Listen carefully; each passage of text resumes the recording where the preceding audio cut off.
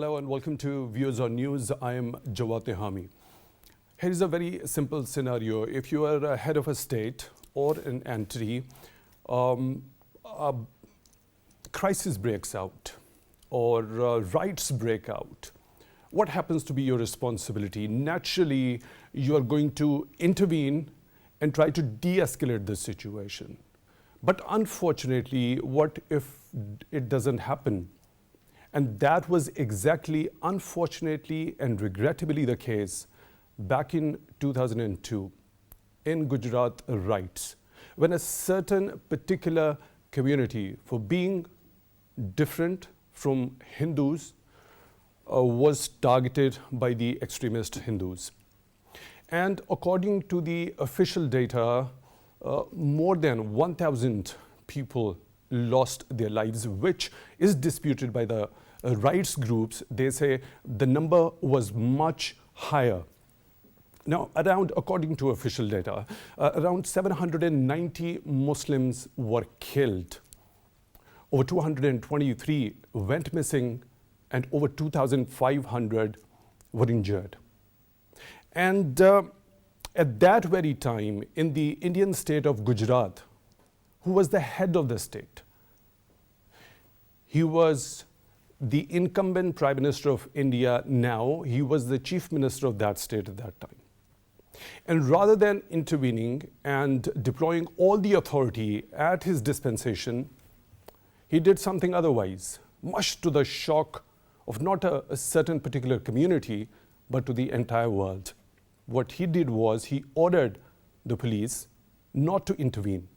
And what police, the law enforcement, did at that time, they directed the fleeing victims, when their houses were being burnt, they were being brutally killed, their women were being rounded up and raped by Hindu extremists. The police did what? They sent those fleeing victims back to their homes at the mercy of those killers. And these are the historical facts which can't be denied. And that has been accepted and admitted by the Home Minister of India, Amit Shah. Let me quote him what he said during an election rally recently. He said Narendra Modi had taught the Muslims a lesson. This has been slammed by All India Majlis-e-Ittihad Muslimin, Chief Asaduddin Owaisi. And he asked, what lesson did you teach that brought disrepute to the country? Similarly, Pakistan's Foreign Office said, Shah's remarks confirmed Pakistan's long-standing assertion that the BJP-led government under incumbent Prime Minister Narendra Modi was directly responsible for fomenting violence and massacre of Muslims. Now, at the UN level and other international fora, it takes a lot of courage to call a spade a spade. And that is what exactly was done by Pakistan's Foreign Minister Bilawal Bhutto Zardari, after Pakistan was repeatedly accused by the Minister of External Affairs of India of harboring terrorism. What Foreign Minister Bilawal Bhutto Zardari responded to that was, let me quote him, I would like to remind Mr. Jaishankar that Osama bin Laden is dead, but the butcher of Gujarat lives and he is the Prime Minister of India. He was banned from entering this country, referring to the US, unquote. Now, Indian External Affairs Ministry had objected to this particular use of butcher of Gujarat, which a foreign minister later on said it is a coin that he did not, it is a term that he did not coin. It was actually coined by the Indians themselves after the Gujarat massacre in 2002. Now, after this particular thing, there are certain protests which are being carried out by BJP workers before the Pakistan High Commission in India. And certain other harsh statements coming from the Indian side, which the Pakistan's Foreign Office says shows the growing frustration of India. Earlier, a dossier to the international community has been shared by Pakistani authorities, which contains indisputable evidence of Indian state terrorism and its activities in Pakistan. And referring to the Lahore-Johor town blast last year also.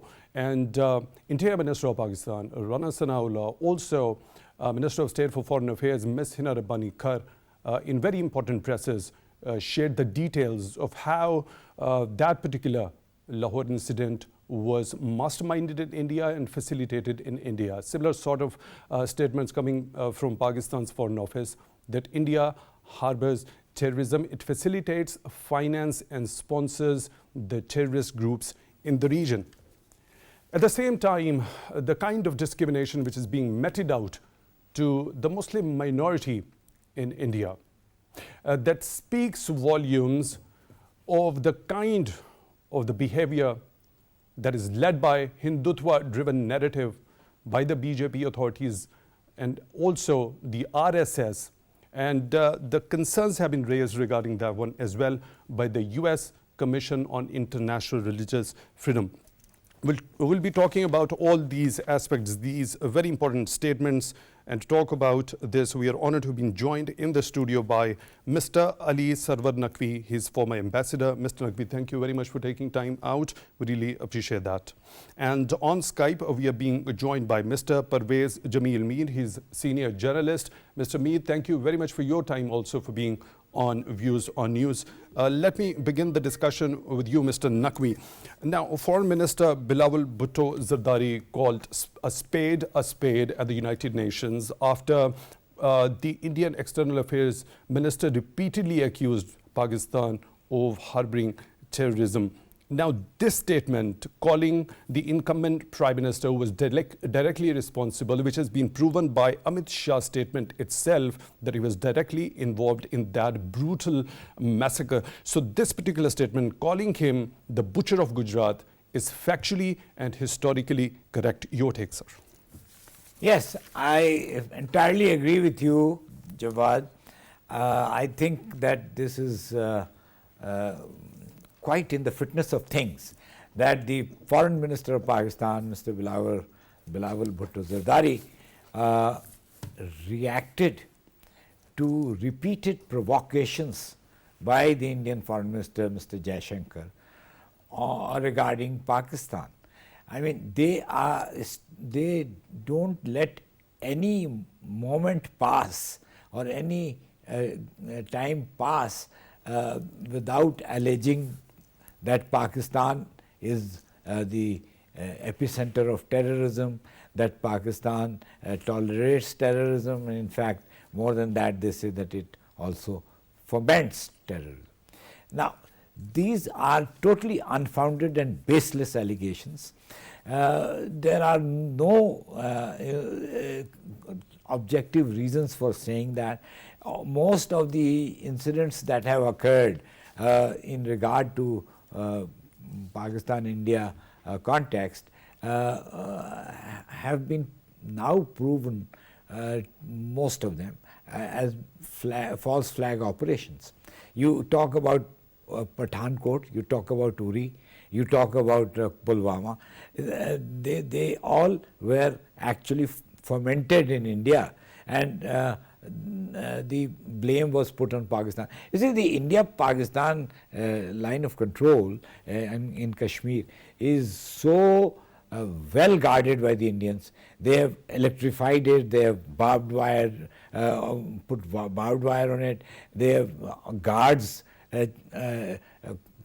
completely surveilling and monitoring all movement. Even a bird or an animal, when it passes, is monitored. So how can people be going from Pakistan to India? So, and the allegation is that these people are causing terrorist acts in India. Completely rubbish. So that on its own, is as one particular aspect of it. The other is that they wage an incessant propaganda campaign against Pakistan and allege Pakistan all the time of fomenting terrorism. And this they have been proven as that they have established this EU Disinfo Lab, which has false news agencies, false corroborators who are constantly harping on this theme. And there's a total play of fake propaganda, fake news, which Indians are indulging in. Therefore, the statement of Mr.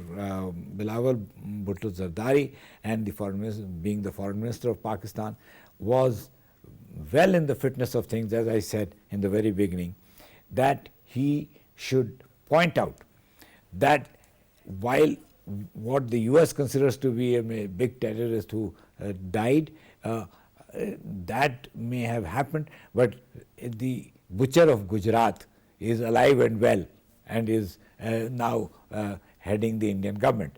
So this is I mean, it is a outrage against the international community that a large country like India is headed by a almost psychopathic killer who would not brook from indulging in any massive pogrom of killing against a minority group, and continues to sit there as Prime Minister. Right. Mr. Naqvi, this particular statement by Indian Home Minister Mr. Amit Shah, he says, let me quote, they try to create a problem for Narendra Modi, but he taught them such a lesson that they have not dared to do anything till 2022.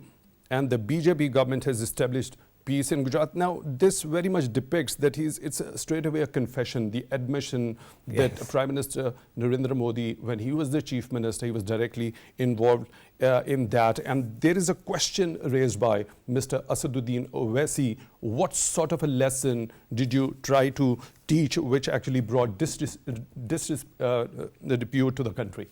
Yeah. Owaisi Sahab is a very well respected Muslim leader in India, and he has been trying to establish peace between the Hindus and the Muslims. He has made lots of efforts at racial harmony, religious harmony inside India. He is now speaking out very bluntly as to what kind of point are you making by making such allegations. You see, this is a pathetic story, and I think the international community has to take note of it. Actually, Jawad, the media in the West is aware of it now, and they are running stories. The New York Times, Washington Post, Guardian in London, Le Monde in France, all of them have run stories about Indian mistreatment of minorities, the atrocities being committed against minorities, the way they are cornered and either beaten up or killed. The women, the children are not spared. So that all is coming out in the media because now this is the age of information. These things can't be hidden. But the governments of the entire world, including, I'm sorry to say, but our own Middle Eastern countries, they don't pay any attention to this or stay quiet, and that is something which is very sad. However, I think because the media is aware now and is raising this issue again and again, I think the international community will have to take a position. Right, Mr. Naqvi, when we talk about the use of international fora like the United Nations and other international platforms, including the FATF, Pakistan has categorically time and again said that India is trying to politicize these institutions, and when it comes to the UN, it tries to project itself as a victim of terrorism itself. Rather, there is a strong, indisputable evidence against India that it is involved in financing, facilitating and harboring terrorism, especially state-sponsored terrorism and cross-border terrorism. Yeah. So, I mean, despite all these indisputable evidences present in front of the international community, how the international community is so easily hoodwinked? 2 or 3 reasons. One is that the Indian government and the Indian media, think tanks, everything, all those which form opinion, have created this veneer of duplicity. The apparent position they take is that they are fair-minded, they respect human rights, and they look after their minorities. This is the apparent image that they want to project. But in reality, they are doing something else. And this veneer will, I think, will be exposed in due course, as I said, that the awareness is growing. You see, that's one thing. Because Indians benefit from the image that was created by its founding fathers, Nehru and all the other leaders, Patel and whoever you have at that time. But the point is that this veneer cannot last forever. And secondly, the Indian public itself is outraged. You know, people like Arundhati Roy, people like Shashi Tharoor, these are opinion makers, thinkers, intellectuals who have exposed India. Even a report on Kashmir by Yashwant Sinha, who was once a union minister, was so damaging. It said we have permanently alienated the people of Kashmir and we can never win their confidence again. Right. Mr. Naqvi, your point is well taken. We are joined by another participant, Mr. Parvez Jamil Mir on the phone line, senior journalist. Mr. Mir, thank you very much for joining in at Views on News. This particular statement by Foreign Minister Bilawal Bhutto Zardari, it takes a lot of courage to call a spade at the international fora when you are repeatedly being accused by your neighbor of being the epicenter of terrorism. And he says that I would like to remind Mr. Jaishankar that Osama bin Laden is dead, but the butcher of Gujarat. Now, use of this particular term, butcher of Gujarat, Foreign Minister says it is not coined by him. It was coined by the Indians themselves after that brutal massacre.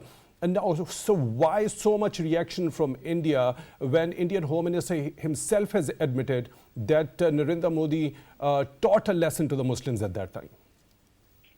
What our Foreign Minister has said, I think bouquets should be given to him for what he said. It's a very strong statement. It's a very blunt statement. And also, it is a reality statement. Yes, Modi has been termed as butcher of Gujarat. There is no doubts about it. And then at the same time, what he's done there in 2006, I am actually a witness of this, that people who used to come on our shows in London, they used to be killed the next day. And this happened, everybody knows about it. But what this man has done, he has brought a black name to India. Look, there are lots of good people in India. But there is good and there is not bad, but this is worse. That's all I can say on this. Because what he has done, he's decried democracy. They boast of democracy, yet there is no democracy, but democracy. And of course, why do we need to be afraid of RSS and BJP? I mean, these people don't really matter, even in their own sectors. But what they have done is they have targeted the minorities, they have persecuted them, and what they have done is they've got a scared vote out of those people. And that is the reason they have been, blaming Pakistan for all the bad work they've been doing all around the world. I mean, look at it, what they have been doing, as far as sleeper policies are concerned in Balochistan. And look what they've been doing in Afghanistan. And of course, all the attacks of terror, whichever have been perpetrated here in Pakistan, it's all because of them. Now, what is happening is we need to get on the front foot. We need to be countering them internationally. Here, you, me, and of course, our former ambassador can talk a lot. But what we need to be doing is highlighting this on the international arena. We need to be telling the world what these actual Indians are. And by Indians, I mean the RSS and the BJP. There are, like I said, there are a lot of good people around, but these bad people have overshadowed them, and they're basically depicting a totally negative image of India. So what all we need to do is work on it, that we need to have a voice of what I would call honesty, truthful, and of course, highlight what they have done in Kashmir, what they're doing to the Dalits, what they're doing in Mizu, what they're doing with the Tamils and Khalistan and all that. There are so many indigenous movements. Why are they there? They're only there, yet they call democracy, yet these very people, are deprived of democracy. They have no say. And they speak about the Sikhs. The Sikhs don't even figure in the Constitution of India. So we need to be highlighting all those, because this Modi, unfortunately, I think he's been out on a wild leash for a long time. And I'll again say, our Foreign Minister Bilawal Bhutto, I thought his speech, his counter narrative has been a very positive narrative as far as terrorism is concerned. He's told them we are a peace-loving nation. I mean, why are you telling us that we perpetrate? In a book which PTV has aired, this gentleman by the name of Ilyas Davison, he has categorically said that Pakistan had nothing to do with, for example, what they play on time and again on the Mumbai attacks. We had nothing to do with it. And he's an independent writer who wrote with forensic evidence that Pakistan had nothing to do with it, and India totally denied it. You read the book, Betrayal of India, by Ilyas Davison, and that tells you everything. So what we need to be doing is, we need to, I keep on repeating myself, we need to be reactivating our Kashmir centers in Brussels, in London, in Washington. And there are our unofficial embassies who highlight, as we used to do in the European Union. We used to have at least 42 to 43 members of the European Parliament who used to come and attend, on the discourses which used to take place. And of course there were Indians there. There were Indian retired brigadiers and generals. And we had the same. And it was a good discourse. It was a good dialogue. But we need to be highlighting this, Jawad, on a much, much more stronger level, rather than, just perhaps highlighting it here in our own country. Right. Mr. Mir, your point is well taken. So as you have already mentioned, there is so much going on, the treatment of minorities within India. So how detrimental and dangerous it is for India as a country and for the regional stability and security? Well, look, number one, India, we cannot deny, it's a superpower. Very good. But where does India get all the support when there's actual genocide in Kashmir and in other places around India? Why doesn't the world speak about it? Why? I mean, that is a major question. And if we single it out to Muslims, look at the Middle East. Why don't they talk about it?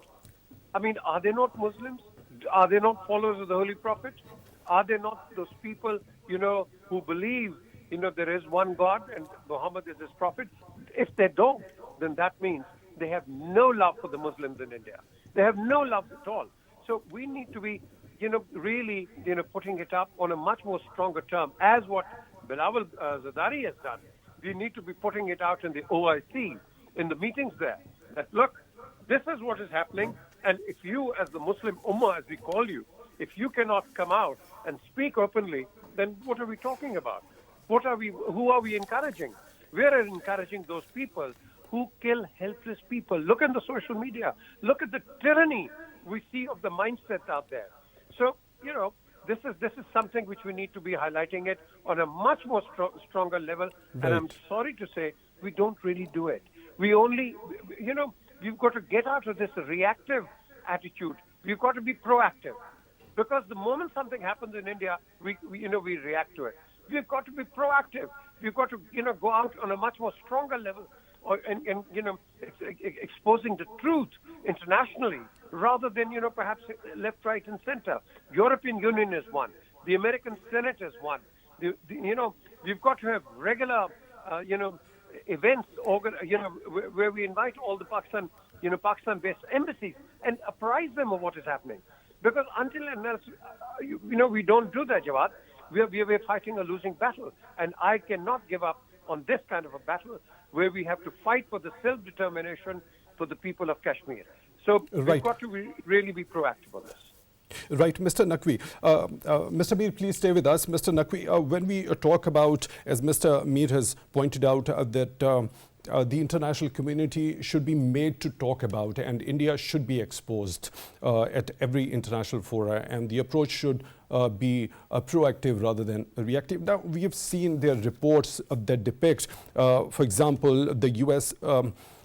Annual religious freedom designation list, when we call, of the U.S. State Department. U.S. Commission on International Religious Freedom raised the concerns why the U.S. State Department didn't include India in the countries, in the list of the countries of particular concern because of the religious discrimination that is being meted out to the minorities over there. As well as there was another universal periodic review under the auspices of the United Nations Human Rights Council, which stated there was a clear-cut regression in human rights after BJP took over back in 2014. So there are voices internationally at international fora, but we haven't seen any concrete action in that regard. Let's say inclusion of India in this particular list of countries of particular concern by the US State Department. Yeah, this is it's a glaring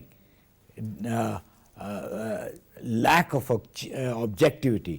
It is an outrage against any kind of serious determination.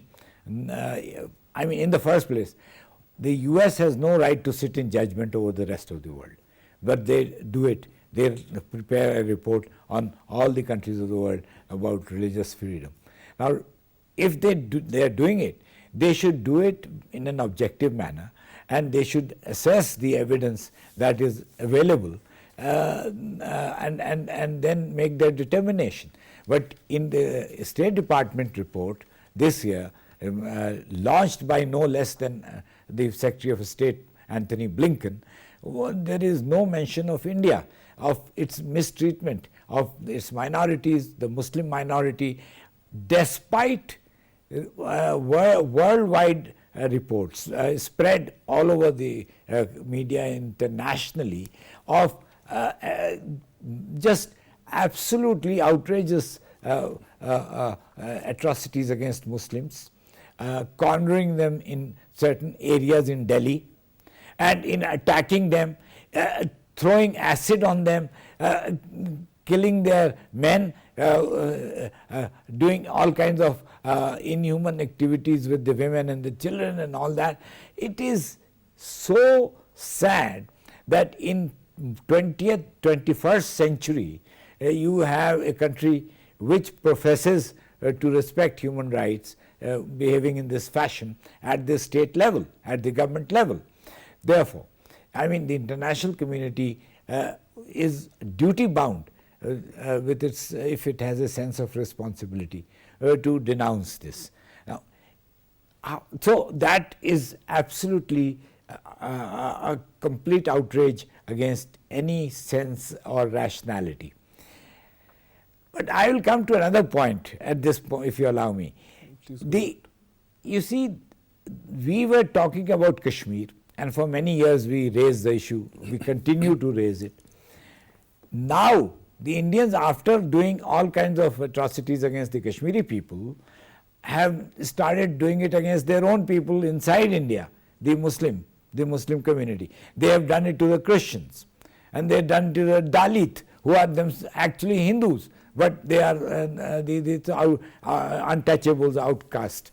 So the Indians are actually cooking their own goose, because they are now doing something which is totally prohibited by all international norms. What that every state is required to protect its minorities and to ensure that it is not tyrannized. There are some analysts who are of the view, because the international community happens to be silent or doesn't take any concrete action against India because of certain economic interests. And now, when it comes to economy, it is run by the people, it is for the people. But if you are meting out such a discrimination at such a huge level, how do you expect the economy to be sustaining in the long run? Quite right. It has its impact. It has its repercussions for the economy. because Muslim community is in fact engaged in certain trades which are specific to Muslims. They do embroidery, they do artisanship, they are workers, they are construction workers, they are farmers, they are in all the fields. So if you are completely out to destroy the Muslims and to cause all kinds of hardships on them, that will have a repercussion on the economy. Now, and then I'll revert back quickly to make my point that the Indian government is cooking itself in its own goose, because it's now hitting against its own people. This will bring attention of the world to what the Indian government is doing, and then the Kashmiri issue will again come up to the fore. So you know, they are actually leading the international community to look at India in regard to all these complete outrage and unacceptable behavior. Right. Mr. Naqvi, we are also joined by another participant on the phone line, Dr. Asma Shakir Khawaja. She is Executive Director, Center for International Strategic Studies, Azad Jammu and Kashmir. Dr. Asma, thank you very much for your time, for being on Views on News. This statement by Foreign Minister Bilawal Bhutto Zardari, when he called the Prime Minister of India as Butcher of Gujarat, that he was banned from entering this particular country, referring to the US, where he was giving the statement. Now, until 2014, Narendra Modi was banned from entering into the US and as well as in the EU. So soon after he became the Prime Minister, so does the Premiership absolve him of that particular ban? What's your take? Definitely not. Definitely not, because if he likes to see his face in the mirror, or if he likes to see or doesn't like to see the reality, it is the fact that he is known as the Butcher of Gujarat. And if someone has doubt about it, he can read Rana Ayub's book Gujarat Files. So, and this is not an allegation. He was the Chief Minister of Gujarat when the Muslim genocide occurred in 2002 after the Godhra train incident, 27 February 2002. So it was his duty to safeguard a minority in the state where he was the Chief Minister. But he could not, rather, as per the evidences, his party, ruling party BJP, supported and orchestrated the Muslim genocide systematically in the state of Gujarat. That is also a reality. Him being Butcher of Gujarat provided him the required popularity in Hindu radical vote bank and instigated Hindus to be radical as well. And that is why he has become the Prime Minister of India. And this is also true that almost all the civilized or developed countries of the world, they banned his entry only because of his involvement in Muslim genocide, where thousands of Muslims were mercilessly killed in Gujarat. And this is also a reality that during his regime as the Prime Minister of India, almost all the convicts who were involved in crimes against humanity, who were involved in massacres of minorities such as Muslims and Christians, they were freed from the courts. They were not convicted by the courts. Or Modi made them roam around freely. And it is also true that some of such people who were involved against crimes against minorities, against Muslims, they got the BJP ticket and today they are the member of Legislative Assembly. So this is what today's India looks like. And this is what populism India is all about, unfortunately, due to the political maneuvering of Modi. And this is also the reality that due to this populism, all secular, peaceful voices or those people who enchant or who want to protect the minorities, they have been silenced. Their political constituencies have been shrinked and reduced to nothing, because popular Indian vote bank is not in favor of secular India, but they are voting for BJP, which is a torch bearer of radical Hindutva mindset.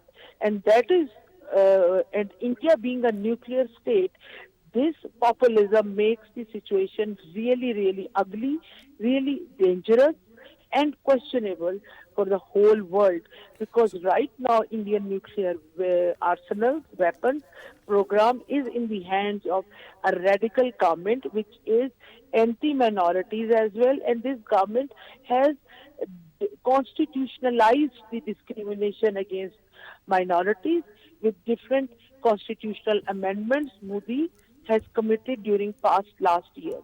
I still remember that when Modi was contesting for the second term of his government, his report card or his achievements only included that how he marginalized the minorities of India and how he made, or his party made, their lives miserable in India.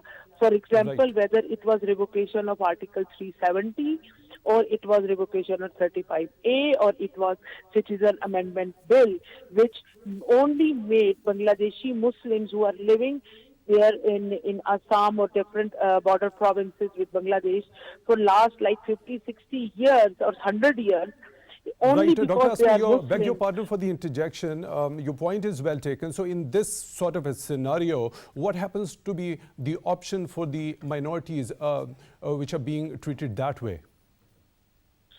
Right now, Modi doesn't have not many options for the minorities. Why? Because Modi has closed down all the democratic means to express one's anxiety, one's disappointment, or one's disagreement regarding anything. Minorities, they don't have right. You know that since Modi regime, India is swiftly falling down on all the indexes of democracy or democratic values, whether it is freedom of speech, whether it is free press, whether it is India is a dangerous country for journalists, or whatever. That is why it is only the BJP's policies under Modi. They have turned India into an electoral autocracy. So minorities, unfortunately, under this authoritarian rule, autocratic rule of Mr. Modi, minorities doesn't have much options. You have seen what they have done to Rana Ayub. You have seen how they troll or give death threats to all those alternate voices. Indian democratic Right. Dr. Asma, your point is well taken. Let me bring in Mr. Mir also into the discussion. Mr. Mir, when we talk about the ban by the United States and the EU until 2014, and then Prime Minister Narendra Modi became the Prime Minister. So what does that mean? Is it a vindication by the major powers, including the US and the EU? What's your take regarding that? Look, it's interests. Nobody's friend as far as international diplomacy is concerned. It's all interests. And Americans have to see their own interests. Yes, you're right. After 2006, he was a persona non grata. And yet, after that, he was welcomed, with open hands. And of course, he showed his true worth, when he met the president. I mean, that showed his true class anyway. But having said so, look, we want India to be strong. But what India is doing to itself is the start of disintegration of India. And disintegration of India is basically, as what we have termed, in this previous conversation, of the Dalis, of the Tamils, of the Nagas, of the Mizus, of the Assam, Tripura, Khalistan, and of course Kashmir. These are the starts. These are the starting lines of the disintegration of this nearly 28-state nation. So who's going to stop it? Well, sanity, logic, and common sense will stop it. They are doing exactly what the rulers in the previous centuries have done to India. They controlled the whole of India. The moment they lacked in anywhere, India became, separate states. And this is again what they did in 1970, 71 in particular, when they finished all the states, hoping that everything will be quiet. Well, it didn't. It didn't help at all. And what they did was they only killed a specific class. Yet, on the grassroots level, the differentiations have always been there. And even today, they're getting even worse. So what needs to be done is perhaps India gets sanity by electing those people who actually think good about India. These people are not thinking good about India. They're degrading and absolutely bringing down India as far as disgrace is concerned to the word of democracy. So I think what they need is to get a good party which listens to the people of India, which listens to humanity, which listens to human rights, and at the end of the day, which respects international and public opinion. They don't. Right. People speak. They don't give a monkey about what people speak. So I think sanity has to prevail in India if they want to survive. Being nuclear power is absolutely peanuts. It doesn't mean anything at all. And what really needs to be done is, as what we all have in any discussion, in any seminar, any symposium, any podium, is basically the feelings of the people on the ground floor, which is human rights. They are violating human rights like peanuts, they like fireflies, and that is, Jawad, what needs to be done, really. Right. Mr. Naqvi, don't you think that ban by the US and EU should have continued even if he became the Prime Minister of the country? Yes. You see, because the ban was imposed for very valid reasons, and those reasons haven't changed. So I don't understand, unless it is for purely political purposes, that the ban was lifted and they have started treating him as a normal human being and normal citizen of a normal state. Both things are wrong. You see, what is happening to India is that India was originally an inclusive state. It used to include all the citizens that lived in India. Now it has become an exclusive state, which is excluding again and again more and more people. So when you continue doing that, then you are actually curtailing the very ambit of the state. That's one. Secondly, India is a predator state. India has gobbled up many territories, Hyderabad, Goa, I don't need to list them. But India is now trying to gobble up Kashmir. 370 and 35A are proof of the fact that they are again behaving like a predator. So the combination of exclusive state and predator state is a disaster, and it is something that the international community should wake up and take note. Is there any sort of a mechanism at the United Nations level to deal with such an aggressor? Well, in principle, I mean, on paper, it is there are provisions for this, of dealing with it. However, in reality, it doesn't work, because the UN is controlled by those states which are dealing with India on a consideration of their own benefit. But the purposes and the principle of the United Nations Charter and the Universal Declaration of Human Rights, they meant that it was meant for ensuring global peace and security and upholding the human rights. Yes. So it was actually meant for that. And when something is happening in contradiction to that and so blatantly, so why there is laxity at the part of international? This is what has happened, the distortion of the United Nations. The Charter of the United Nations starts with the words, "We the peoples of the world." So, I mean, the emphasis is on people. But the states that have been prominent in creating the United Nations and in running it are moved only by their national interest, and they disregard all the basic principles of human rights and of equality of peoples, equality of races. In that case, Hindus and Muslims are the same. Why are at equal par? Why are the Indians discriminating against the Muslims. Right. Mr. Ali Sarwar Naqvi, former ambassador, thank you very much for joining in the studio at Views on News. Really appreciate your time. And on the phone line, we were joined by Mr. Parvez Jamil, senior journalist. Mr. Mir, thank you very much for your time also. And Dr. Asma Shakir Khawaja, Executive Director, Center for International Strategic Studies, Azad, Jammu and Kashmir. Thank you very much for your time also for being on Views on News. We really appreciate that. Now, regarding this particular statement, which has been so vehemently objected by India or the Foreign Minister of Pakistan, Mr. Bilawal Bhutto, that there was a question asked by a media person to him, to which he asked that this is not a war of words. I have not noticed, the minister said, adding that he was a victim of terrorism as his mother was killed by the terrorists, along with thousands of other Pakistanis. And we, referring to Pakistan, have lost far more lives to terrorism than India did.